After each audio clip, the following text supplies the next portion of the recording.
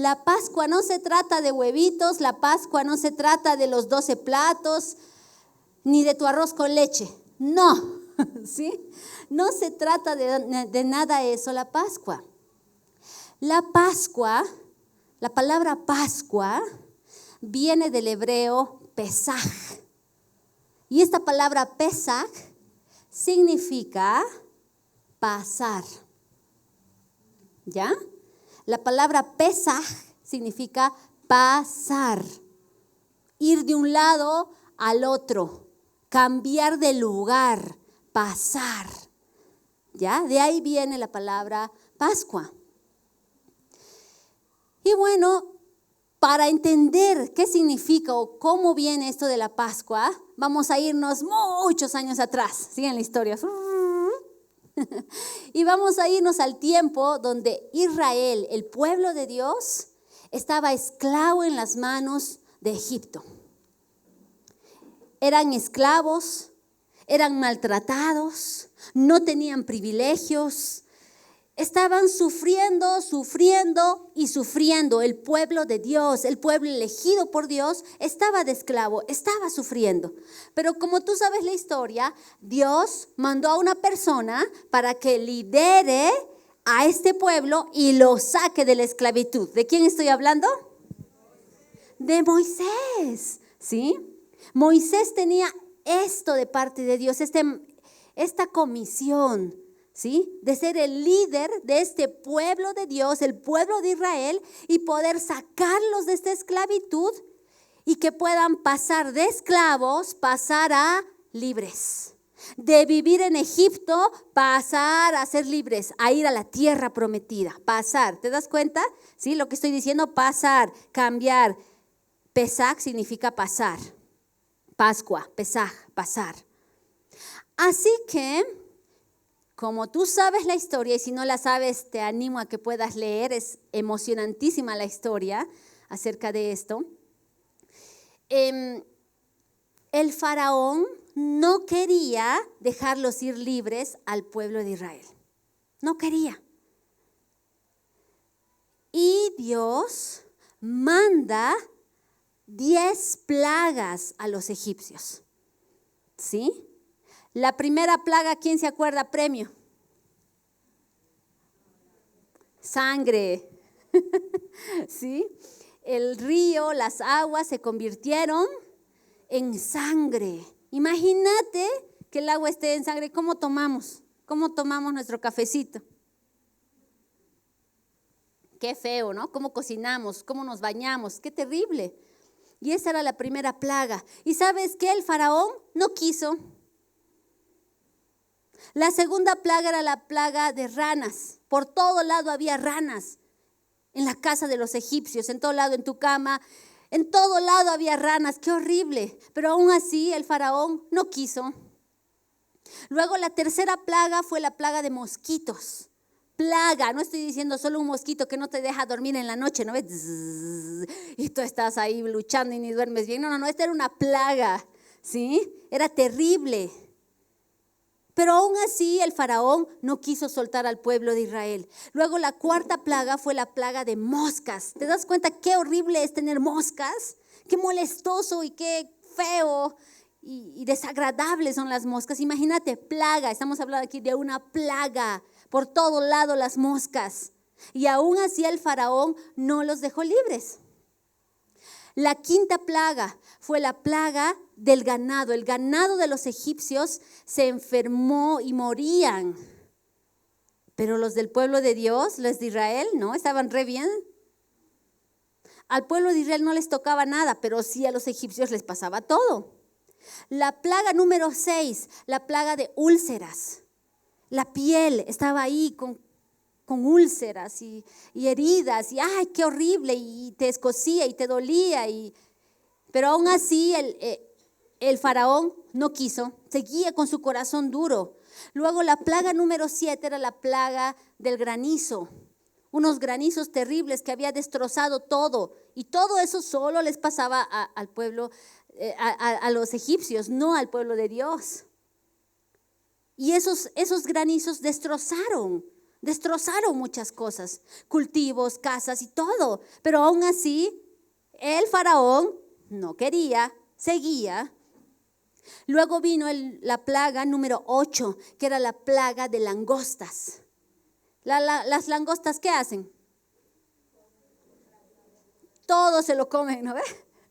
No estoy hablando de tu primo, estoy hablando de las langostas, ¿sí? Que pasan y todo se lo acaban, todo se lo comen, cosechas, lo que sirve, lo que no sirve, todo pelado lo dejan, ¿no? Esa era una plaga. Y aún así el faraón no quiso soltar al pueblo de Dios. Y luego tenemos la plaga número 9, y esta era la plaga de las tinieblas. Todo era oscuro, de día y de noche era oscuro. Era tan oscuro, dice la Biblia, que ni siquiera te quedabas sentado en tu cama y no podías caminar a otro lado porque era tanta oscuridad que no podías ver. Era una plaga de oscuridad, de tinieblas. No sé si alguna vez te ha pasado que estás en plena oscuridad, pero como que tus ojos se empiezan a acostumbrar, ¿no ve? A esa oscuridad y como que ves un poquito. ¿Te ha pasado eso? Empiezas ya a ver un poquito en la oscuridad y por lo menos así ya, pero vas moviéndote, ¿no? Pero esta era una plaga que era tinieblas. Tus ojos no se acostumbraban a ver un poquito. Todo era oscuro, era como nada. Y ni siquiera se movían de su lugar, dicen los egipcios. Y aún ni con eso el faraón los dejó libres. Seguía agarrando al pueblo de Israel como esclavos. Pero aquí, viene la plaga número 10. Esta plaga era terrible, porque esta plaga se trataba de vidas. Esta plaga era la muerte de los primogénitos. A ver, papás, quiero que piensen ahorita en su hijo primogénito. Todos los que estamos acá, podemos levantar las manos los que somos primogénitos, los primeros que hemos nacido. Uy, hartos. ¿Sabes que esta plaga de primogénitos era que todos los primogénitos de los egipcios, todo primogénito, papá, mamá, abuelita, cualquiera, moría? Y no solo de las personas, sino también sus animales. Así que era terrible esta plaga. Imagínense estar en ese momento, en ese tiempo.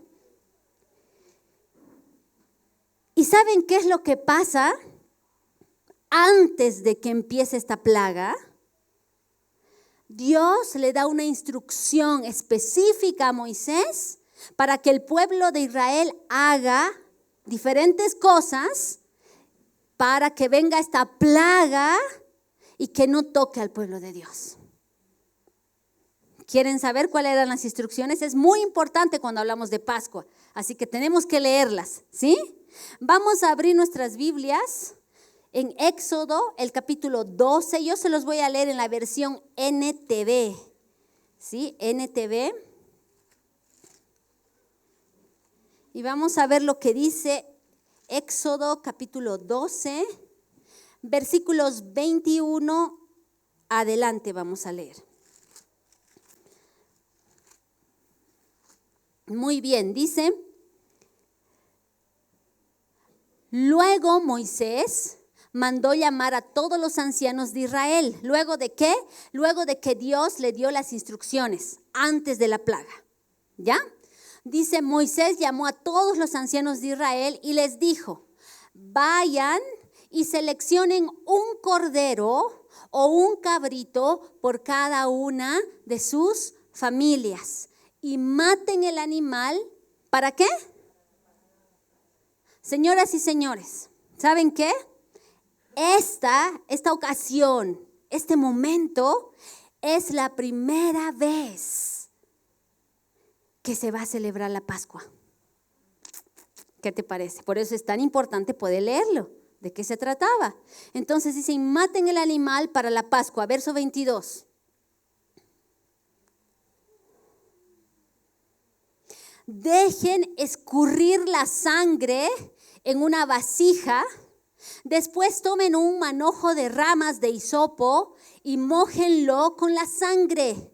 Con el hisopo unten la sangre en la parte superior y en ambos lados del marco de sus casas. Que nadie salga de la casa hasta la mañana. Verso 23. Pues el Señor pasará por la región para herir de muerte a los egipcios. Pero cuando él vea la sangre en la parte superior y en los ambos lados del marco de la puerta, ¿qué va a pasar? El Señor, ¿qué era Pesaj? ¿Qué era Pascua? Dice, el Señor pasará esa casa de largo. No permitirá que su ángel de la muerte entre en las casas de ustedes y los hiera de muerte. Verso siguiente. Recuerden que estas instrucciones son una ley perpetua que ustedes y sus descendientes deberán obedecer para siempre. Cuando entren en la tierra que el Señor ha prometido, la tierra prometida, seguirán celebrando esta ceremonia, que es la Pascua. Verso siguiente. Entonces sus hijos preguntarán, ¿qué significa esta ceremonia? Aquí vamos a hacer un stop, ¿sí? Aquí les está dando la instrucción. Tienen que agarrar un cordero o un cabrito, ¿sí? Y la sangre tienen que escurrirla y poner ahí, vean ahí la figura, ¿sí? En los dinteles de la puerta, en los marcos de su puerta, poder poner esa sangre, porque cuando iba a pasar la muerte, iba a ver la sangre y se iba a pasar de largo. No iba a tocar las personas que estaban dentro de esa casa, ¿sí? Y todas estas instrucciones les está dando Dios. Pero esto dice, esto no tienen que solo hacer esta vez y ya. Esto tienen que hacerlo cada año, cada tiempo. Y dice, sus hijos les van a preguntar, ¿qué significa esta ceremonia? ¿Por qué estamos haciendo esto? Y el verso 27 dice, y ustedes contestarán, es el sacrificio de la Pascua del Señor, porque Él pasó de largo las casas de los israelitas en Egipto, y aunque hirió de muerte a los egipcios, salvó a nuestras familias. Cuando Moisés terminó de hablar, todos los presentes se postraron hasta el suelo y adoraron. Si quieres saber más detalles de esta historia, te animo a que esta tarde en la casita tú puedas leer Éxodo. ¿Sí? Ahí te vas a encontrar con más detalles acerca de lo que pasó. Pero lo que sabemos y lo que dice la palabra es que cada familia del pueblo de Dios hizo eso. Obedeció. Agarraron la sangre, pusieron. Y no solo era la instrucción esa, sino que después de pintar ahí eso, tenían que cocinar el cordero, el cabrito, tenían que hacerlo a fuego. No podían hervirlo, no podían comer crudo, tenían que hacer en fuego. Esa era la instrucción. Cocinarlo en fuego y después de ahí comer entre toda la familia. Y si la familia era muy poquita o comían muy poco, tenían que compartir ese cabrito con la familia de al lado, ¿sí? Y cada uno iba a tener su porción de acuerdo a la cantidad que uno come. Unos comen más, otros comen menos. Eso dice la Biblia, ¿sí? Pero tenían que comer ese cabrito. Y lo que ocurre después es que pasa, ¿sí?, la muerte y no toca a ninguno del pueblo de Israel. Fueron libres. Pero todos los egipcios lloraban. No había ni una casa de los egipcios que no había llanto, que no había dolor, porque había un muerto, por lo menos un muerto en cada casa. Así que el faraón, que tenía su corazón tan duro, ahí recién decidió, no, ya, váyanse, esto ya no queremos que estén ustedes aquí, váyanse, y antes de irnos, por favor, bendíganos y llévense todo lo que tenemos, nuestros tesoros, todo, pero váyanse, les dice. Y llegan a tener libertad, les da libertad. Así que el pueblo de Dios, dice la Biblia, que lo más rápido que pudieron agarraron todas sus cosas. Yo me imagino que tal vez dijeron, por ahí se arrepiente, mejor nos apuramos a irnos, ¿sí? Y dice que el pan que estaban haciendo, no llegaron a hacer que leude, a que tenga, que se levante, que tenga levadura, porque era tan rápido que sus masas estaban preparando para el pan. Así que dice que agarraron así, lo pusieron nomás, se colgaron y con todas sus cosas y se empezaron a salir ya de Egipto. Eso dice la Biblia. Y luego de ahí comieron pan sin levadura, porque no alcanzaron, porque salieron rápido. Pero ese pan sin levadura no solo era por la rapidez, porque no alcanzaron, tenía un propósito por haber comido así, ¿sí? Tenía un propósito. Y entonces el pueblo de Dios fue libre y se fueron. Y si quieres conocer más historia, más cómo llegaron, cómo pasaron, y lo famoso que yo sé que tú conoces, ¿sí? Que en ese peregrinaje que están yendo, escapándose ahí, se encuentran con el mar. Tú conoces, ¿qué pasó? El mar se abrió, pasaron. Y si quieres saber más, lee en tu casita esta tarde, ¿sí? Pero ahí fueron libres.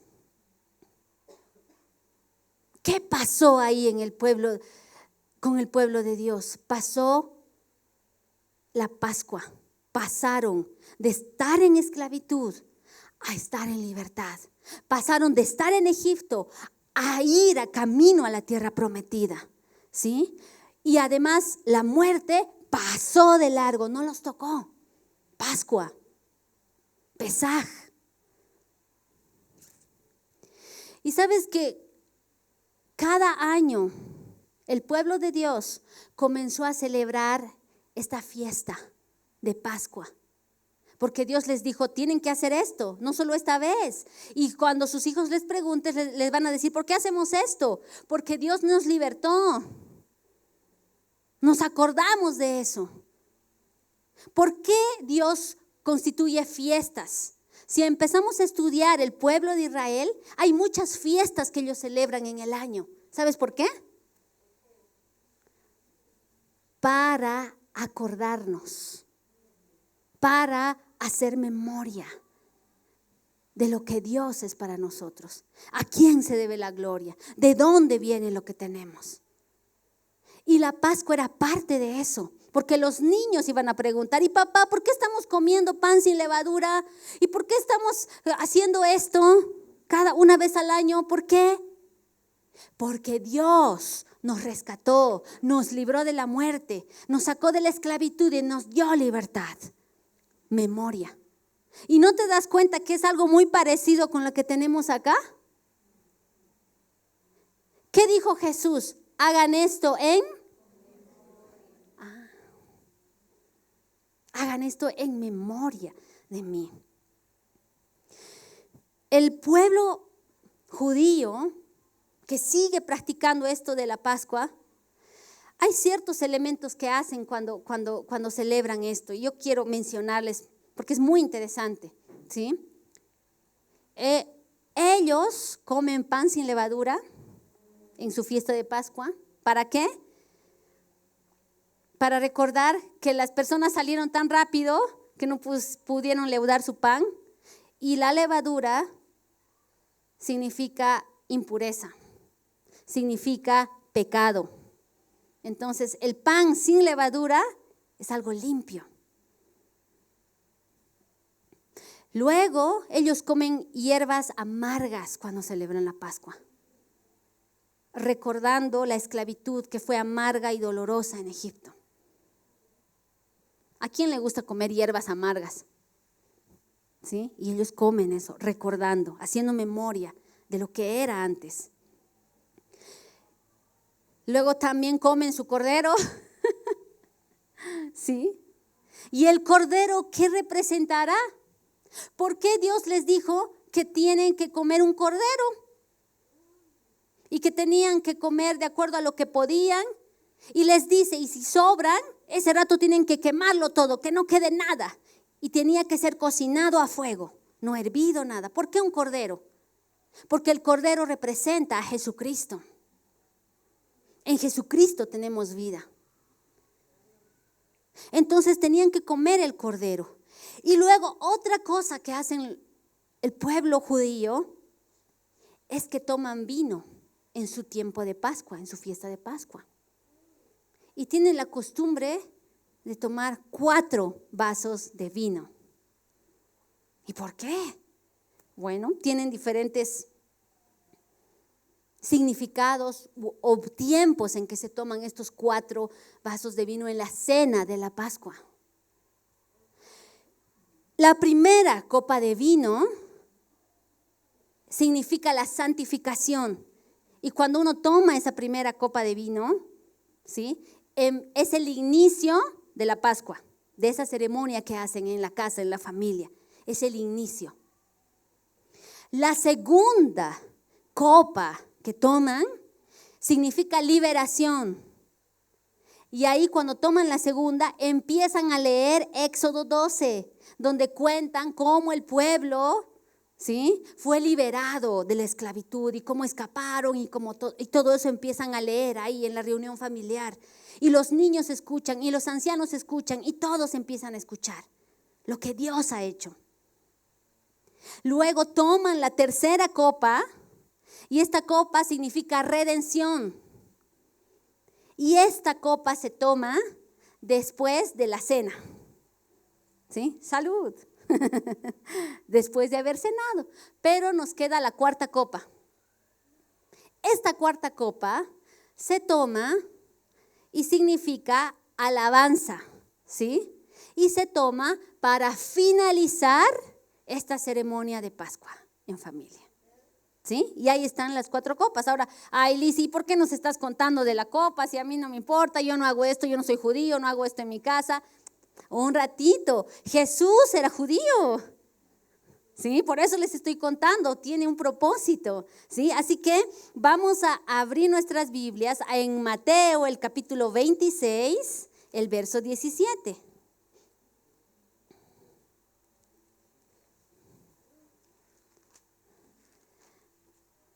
Mateo 26, el verso 17. Y dice, el primer día del festival de los panes sin levadura. ¿De qué fiesta está hablando aquí, panes sin levadura? Pascua, ¿sí? Los discípulos se acercaron a Jesús y le preguntaron, ¿dónde quieres que te preparemos la cena de Pascua? Al entrar en la ciudad les dijo, verán a un cierto hombre, díganle, el maestro dice, mi tiempo ha llegado y comeré la cena de Pascua con mis discípulos en tu casa. Entonces los discípulos hicieron como Jesús les dijo y prepararon la cena de Pascua allí. Al anochecer, Jesús se sentó a la mesa con los 12 discípulos. Cuando hacía esto en familia, se hacía esta celebración de la Pascua. Y el que dirige toda esta ceremonia es el padre de familia, ¿sí? Es el líder principal ahí de la familia. Entonces el verso 21 dice, y Jesús, el maestro, el rabí, estaba dirigiendo toda esta ceremonia. Así que dice, mientras comían, les dijo, les digo la verdad, uno de ustedes me traicionará. Ellos, muy afligidos, le preguntaron, uno por uno, ¿seré yo, Señor? Jesús contestó, uno de ustedes que acaba de comer de este plato conmigo, me traicionará. ¿Sabes que los platos, las porciones de platos se hacían aproximadamente para 3 o 4 personas que iban a compartir del mismo plato? Y así repartían. Eso quiere decir que Judas estaba cerca de Jesús ahí en la cena. Sí, porque era como para 3 o 4, entonces estaba cerquita ahí, porque Otra parte de la Biblia dice, el que moja su pan en mi plato me va a traicionar. Entonces estaba cerca de Jesús, Judas ahí sentado en la mesa. Y entonces dice, pues el Hijo del Hombre tiene que morir tal como lo declararon las Escrituras hace mucho tiempo. Pero qué terrible será para el que lo traiciona.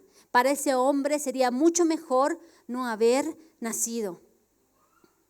Judas, el que lo iba a traicionar, también preguntó, ¿seré yo, Rabí? Sin vergüenza, ¿no? Y Jesús le dijo, tú lo has dicho. Verso siguiente. Mientras comían, Jesús tomó un poco de pan y lo bendijo.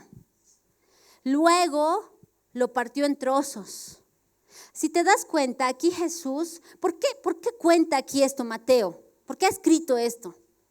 Si era una cena de Pascua, ¿sabes por qué? Porque en la ceremonia de Pascua había ciertas cosas que se hacían, comer las hierbas, así. Pero aquí Jesús como que se sale un poco de lo que se hacía, de lo que el padre de familia hacía en esa ceremonia de Pascua. Y aquí dice, Jesús tomó un poco de pan y lo bendijo, luego lo partió en trozos y lo dio a sus discípulos y dijo, tómenlo y cómanlo porque esto es mi cuerpo. Y los discípulos, ¿qué? Porque en la ceremonia de Pascua los judíos nunca hacían eso. Solo hacían memoria de lo que habían sido salvos de la plaga de los primogénitos y salieron libres. Pero aquí Jesús está diciendo, tomen esto, que es mi cuerpo.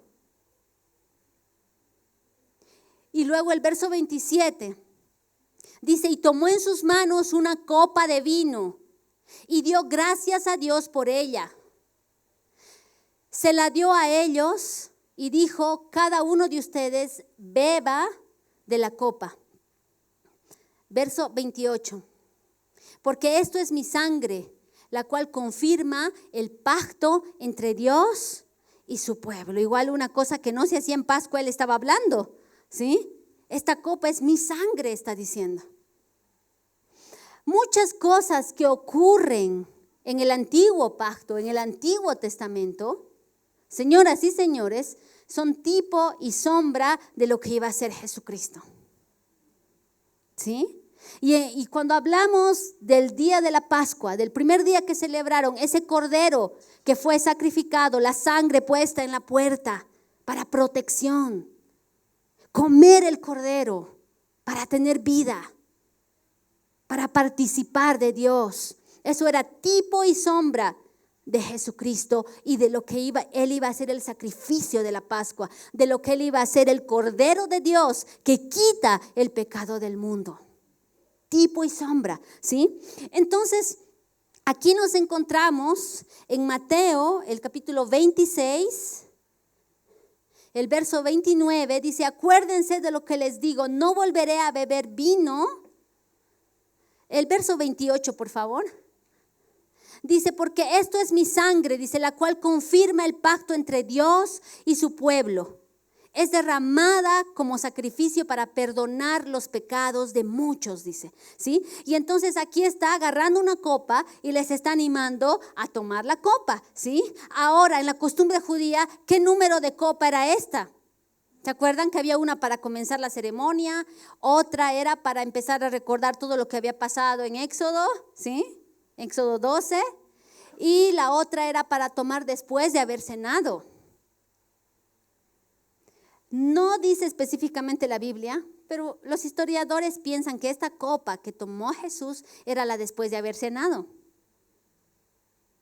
¿Sí? Después de haber cenado, tomó la copa, era la tercera copa de esta ceremonia, que se tomaba para redención. Jesús es nuestra redención, ¿sí? Y Él está levantando esta copa para perdonar nuestros pecados, dice. Y luego quiero que presten atención al versículo 29. Verso 29. Dice, acuérdense de lo que les digo. No volveré a beber vino. No volveré a beber vino hasta el día en que lo beba nuevo con ustedes en el reino de mi Padre. ¡Wow! Entonces, ¿qué faltaba en esta ceremonia de Pascua? La cuarta copa de vino. Y la cuarta copa de vino era el simbolismo de que se terminaba la ceremonia de la Pascua. Era el simbolismo de que había llegado ya la liberación y la redención completa. Pero aquí Jesús no está tomando la cuarta copa. Lo tiene en una pausa. ¿Hasta cuándo? Hasta que tome con nosotros. Amén. Amén, iglesia. Entonces, lo que ocurre en este momento de la Pascua, en esta celebración, es que Él hace esta cena que le llamamos la última cena, ¿no? Pero es la cena de Pascua, es la ceremonia de Pascua que está celebrando Jesús. Y las cosas no pasan por casualidad, todo no tiene propósito, todo está ahí, cada cosa perfectamente puesta en tiempo, en momento. Y horas después de esta cena, ¿qué pasa con Jesús? Es el Cordero sacrificado por ti y por mí. Lo que pasó en Éxodo, que era tipo y sombra, estaba pasando con Jesús. El mismo tiempo, las mismas fechas. Entonces, esta mañana, iglesia, yo quiero animarte a que siempre hagamos memoria, no solo en Pascua, no solo abril, no solo los domingos que celebramos esto, sino que hagamos memoria de que Jesús dio su vida por nosotros, sin pecar, sin necesitar hacerlo. Él no tenía que hacerlo, lo hizo por amor a ti y a mí. El Cordero de Dios que quita el pecado del mundo.